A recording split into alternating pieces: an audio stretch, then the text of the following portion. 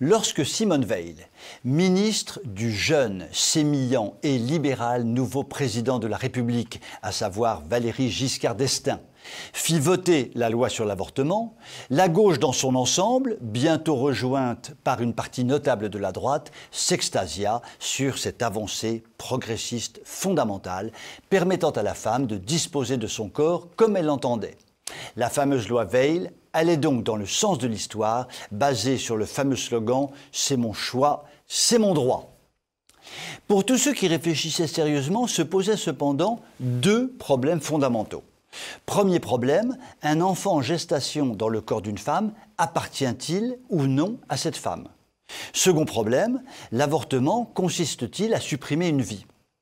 Sur la première question, nombre de scientifiques, de philosophes, d'intellectuels considèrent qu'un enfant en gestation dans le ventre de sa mère est évidemment dépendant de sa mère, mais n'appartient en aucun cas à sa mère, car une personne, par définition, n'est la propriété de personne.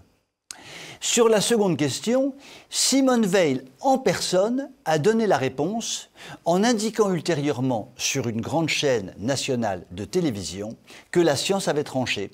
La personne est constituée dès sa conception et supprimer un fœtus revient donc à supprimer une vie.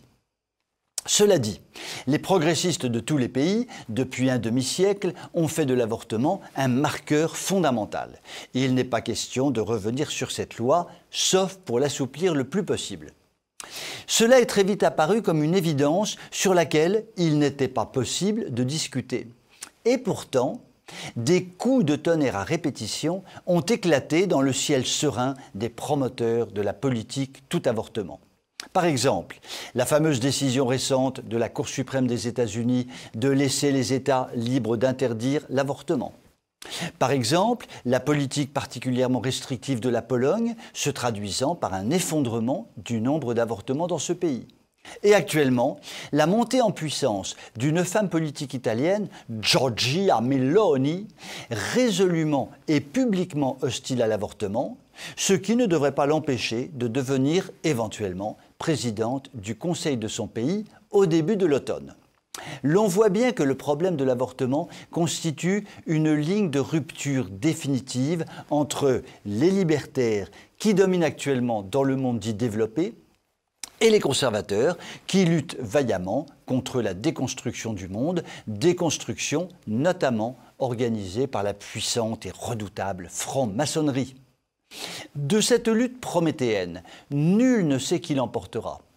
Mais il est réjouissant de constater qu'un des problèmes les plus fondamentaux du monde actuel, à savoir la défense ou la destruction de la vie, se repose désormais avec acuité. Le débat se rouvre à tous les niveaux et la recherche de la vérité sur ce sujet ne cesse de croître. Nous ne pouvons que nous en réjouir, car nous savons que la vérité rend libre. Je vous souhaite une excellente soirée.